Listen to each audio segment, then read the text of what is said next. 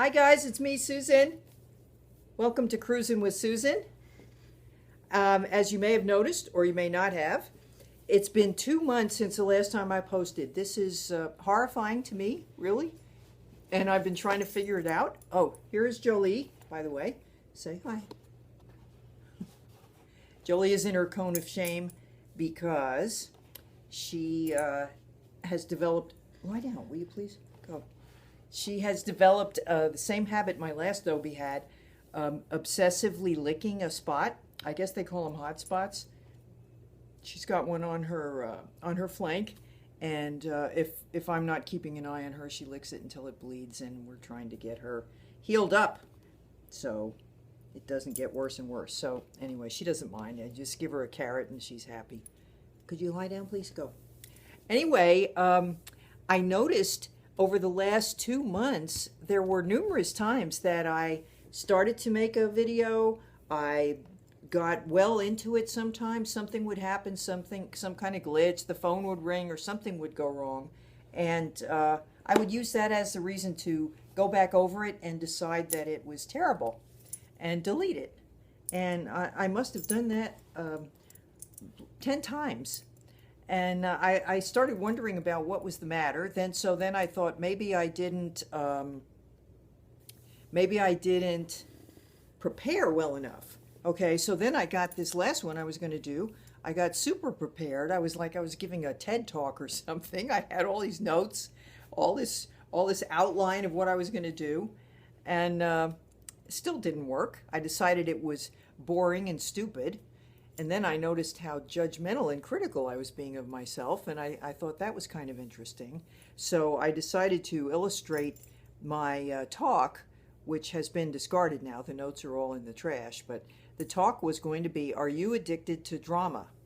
And I decided to use my own drama as an example, because even though, when you normally think of drama, you think of, Jolie, dang. You think of intense emotions. You think of crying, or you think of anger and rage.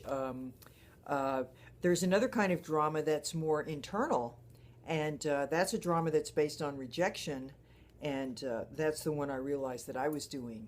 My expectations started to get really high about what I was supposed to be talking about, that I had to say something illuminating and interesting to everyone that watched. I had to look good. I became extremely critical of how I looked in the videos, where I set up in my house. I just couldn't get it right. I would start, I would take a few, I would delete it. So I realized that I was slipping back into the prison of self-judgment, self-criticism, vulnerability, worrying about what people thought when they weren't even really thinking it, just projecting my own insecurity.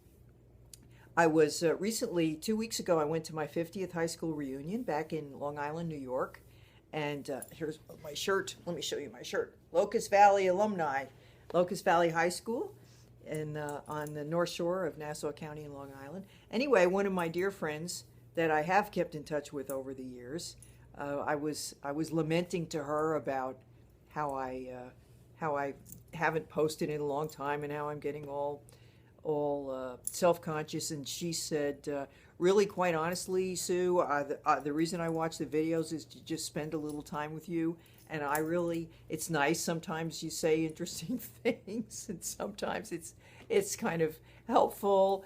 But that's really not the point. I just watch it to sort of hang out with you for a few minutes, and I found that kind of a relief, Although I would love to be illuminating and fascinating, and I think I may try to up my game a little bit as I'm watching other YouTubers and the things that they do, and I keep thinking, well, I could do that, I could do that.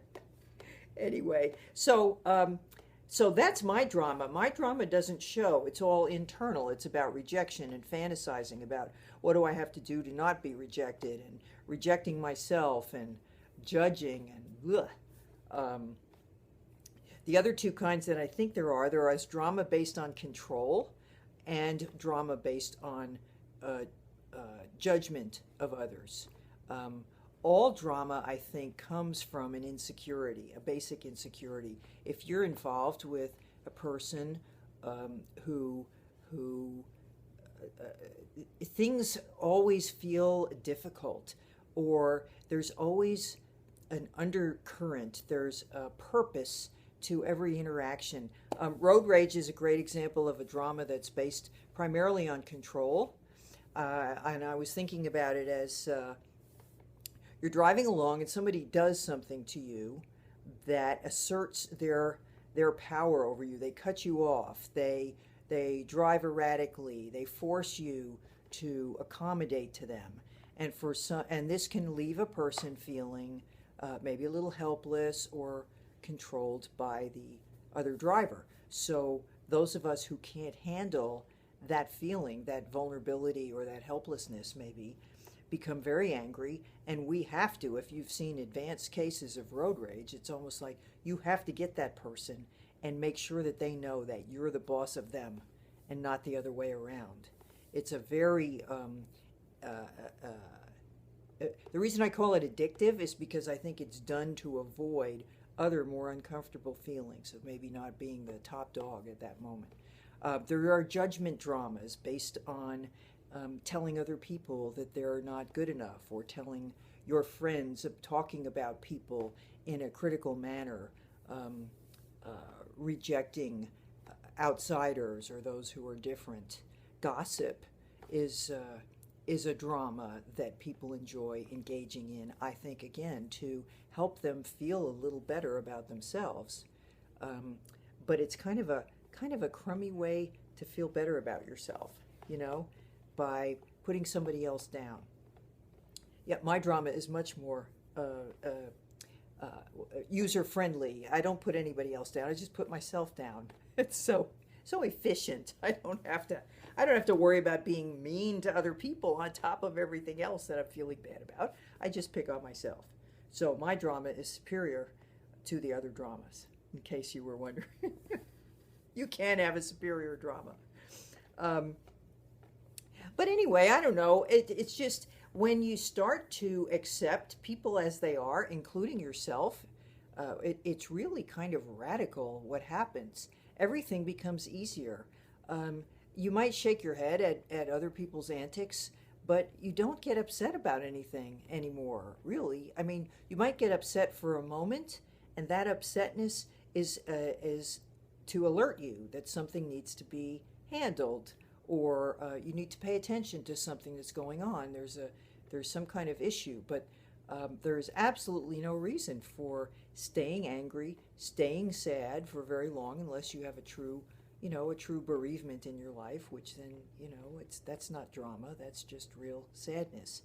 One last point about emotions and how to relate to them and experience them. If you have not yet seen the movie Inside Out, which is an animated film from Pixar, it is one of the most astonishing expressions that I've ever seen of an understanding of how to really relate to the many different emotions that we have in a way that allows you to be fully human, including to integrate sadness, as well as all of us trying to be happy all the time. This is a movie that is perhaps designed to appeal to children. There were many children there the night that I saw it, but it is so profound. It is accessible to children and adults as well.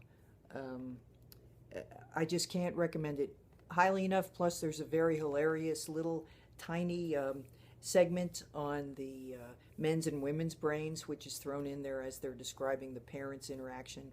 The primary character is an 11-year-old girl, and we get to see inside her head and how she deals with the emotions that she has when an unwanted change is forced upon her, and her idyllic view of the world and how things work in the world is shaken profoundly. It's a great movie. I'm probably going to see it again and buy it as soon as it comes comes out. So if you want to understand how to really experience emotions and to not let them turn into drama, go see that. Inside Out. Okay, I'm just happy that I broke my spell of not being able to do any posts. I look forward to getting back in the saddle, so to speak. And next time I'm going to tell you all about my exciting adventure coming up for my summer vacation, which is I'm going to a horseback riding spiritual growth grown-up camp for adults.